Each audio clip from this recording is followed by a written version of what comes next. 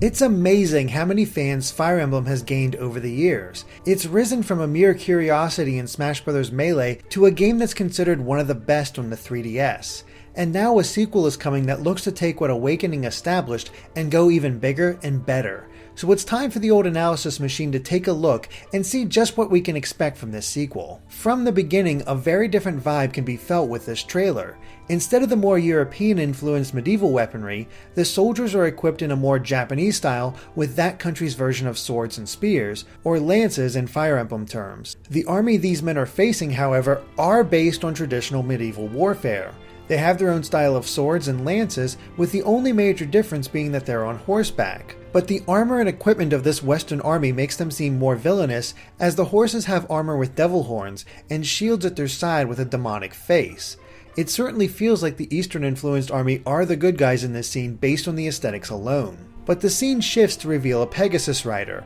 There's nothing inherently interesting about this character except that the soldier is wielding an Eastern-styled lance and the Pegasus has a symbol draped over its hindquarters. This is the insignia of the Eastern forces. The lance suggests this in the first place, but the same insignia appears later as well as when the two armies are facing down in an open field.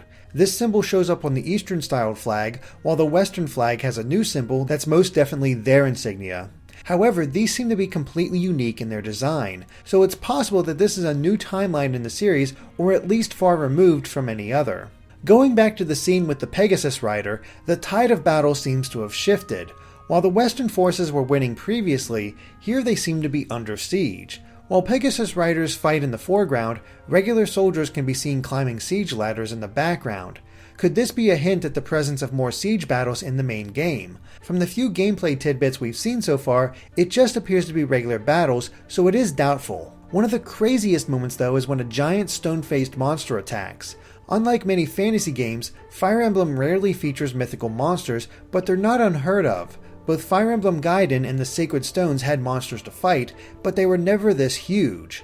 The design is also unique since the face is based off the Mouth of Truth that can be found in Rome.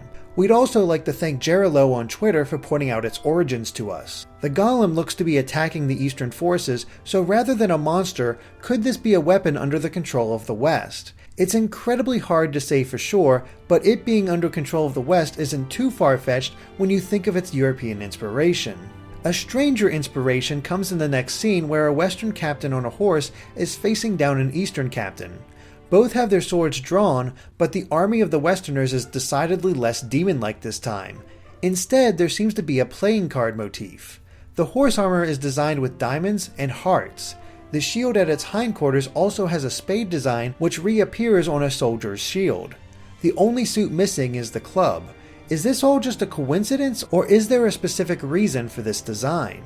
It's then revealed that these scenes depicted the presumed past. What's intriguing is that the art style for the cutscenes changed from pure CG to the more cel-shaded look of Fire Emblem Awakening. Is this how the game will denote the past from the present, or is it merely a stylistic choice in this case? At any rate, as the camera pans away from the painting, we can see an old man in black armor sitting in a chair. Who is this man? We never see him again in the trailer, yet he's dressed in more of a Western style. Could he be a king? The camera pans out even further to show that wherever this king is, it's not a traditional theater. The seating seems typical, but there's actually a pool of water between them and the stage. Of more importance though is the fact that there are Venetian boats resting in the water. This is the second reference to Italy that we've seen so far. Could it indicate that the specific European influence for this Fire Emblem will be Italy? It already seems that the Eastern influence can mainly be traced back to Japan. It's then that we see the blue-haired dancing girl for the first time. And though she's dancing, she seems to be in obvious distress, almost as if she was being held here against her will. Her design could hold some clues to her importance though. There are flower symbols all over her dress that could indicate that she's from the Eastern nation originally. They're not exact, but they are quite reminiscent of the various flower symbols that Japan has. She's also wearing a necklace that just may mark her as royalty. At the very least, it's incredibly important, as it begins glowing when she's in trouble during a later scene in the trailer. Any other information about her is unknown, including her name. The transition to the gameplay is somewhat notable though. The camera zooms in toward her eye, and a strange effect can be spotted. However, there doesn't seem to be any kind of relation to the Mark of Naga from Awakening. This is potentially something different. but when we get to the actual gameplay, we see that there is just as much Eastern influence as before. The entire battle is taking place in some kind of home or even a palace. More difficult to pin down as far as a Western or Eastern influence is the character designs for the sprites. We're not sure which side they're supposed to be on. However, we can see that the dancing girl from before is in this battle on the front left. The player's army consists of her, a cavalier, 2 assassins or potentially ninjas, 2 Pegasus Knights, 2 clerics or possible mages, 2 swordsmen, a dancer, and a different kind of mage from the other 2. As for the enemy designs, they seem to be from the east, judging from their helmets. We do learn one of the characters' names in this scene though, thanks to the many fan translations that have come out since the trailer's release. This girl is named Kazahana, while the enemy is simply listed as a Dark Knight soldier.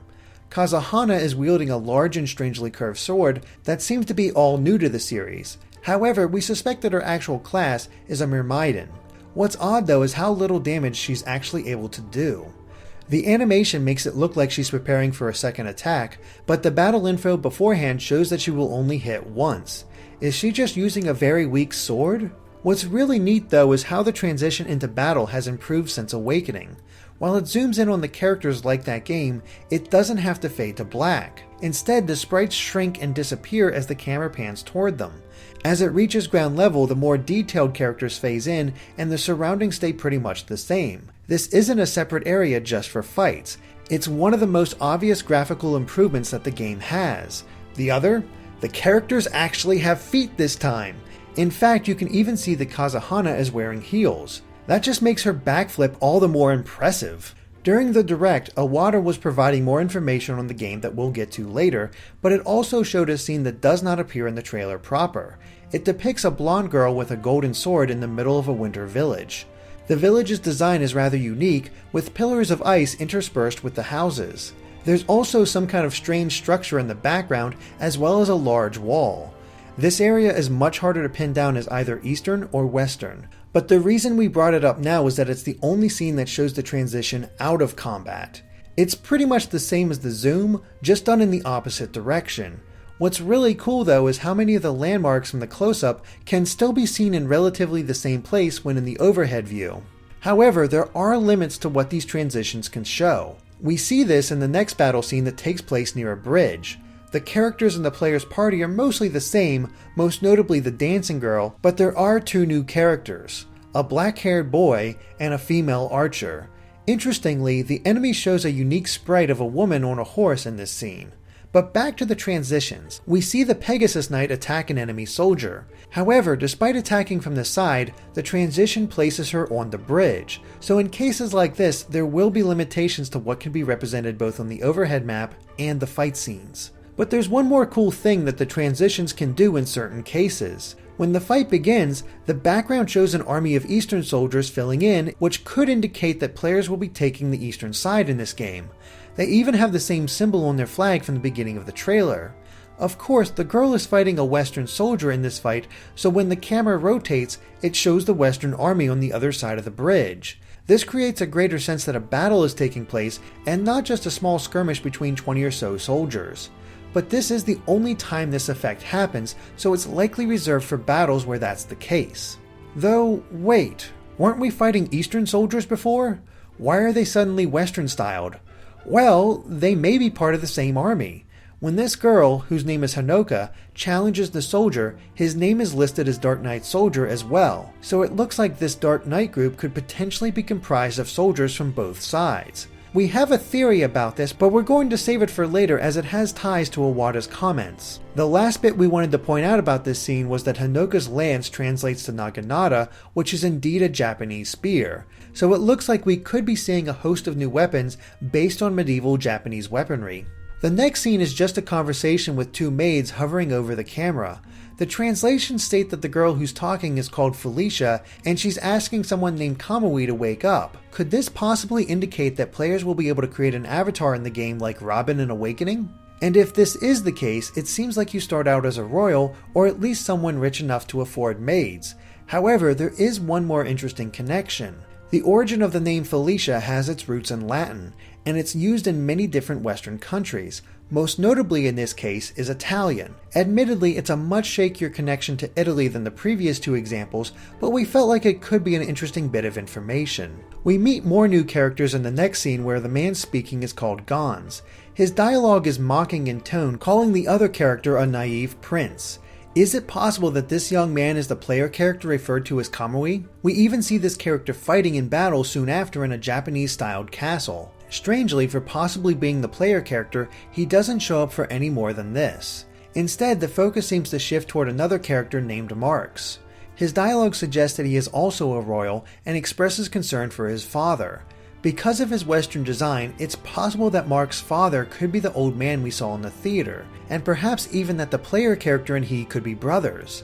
Nothing else in the trailer suggests this connection, but we are attempting to connect the dots in order to see the greater whole. What we do know is that Marx is incredibly powerful, taking down a large monster, the second we've seen in this trailer, with just one hit. The monster even drops some kind of mask as it flies back. Could that mask be how the enemy controls it if it's being controlled at all? And though we can't see its design, could it be a smaller version of the Mouth of Truth? That would explain how the Western army was controlling the Golem in the beginning. At any rate, this kind of power from Marx makes us think that he could take the role of Frederick from Awakening and act as a super powerful unit to tear through enemies early on. Other scenes show off different battles. One shows that characters will once again protect one another if they're nearby. However, the angle of the girl's rescue would suggest that she's coming from the opposite side of the enemy. Could the team-up area have been expanded for this game? Maybe now, if a player surrounds an enemy, they will both be able to support one another. This scene also shows a different battle area, this time being a ship port filled with Eastern-style boats. The next battle displays a new magic spell and a weapon. The ice spell that's being used is strange in many ways. For one, it comes out of the center of a series of spinning fans, and in the middle of the ice is an ethereal mouse. Just what kind of class is this? It's difficult to completely make out her appearance, but we wonder if she's some kind of unique dancer.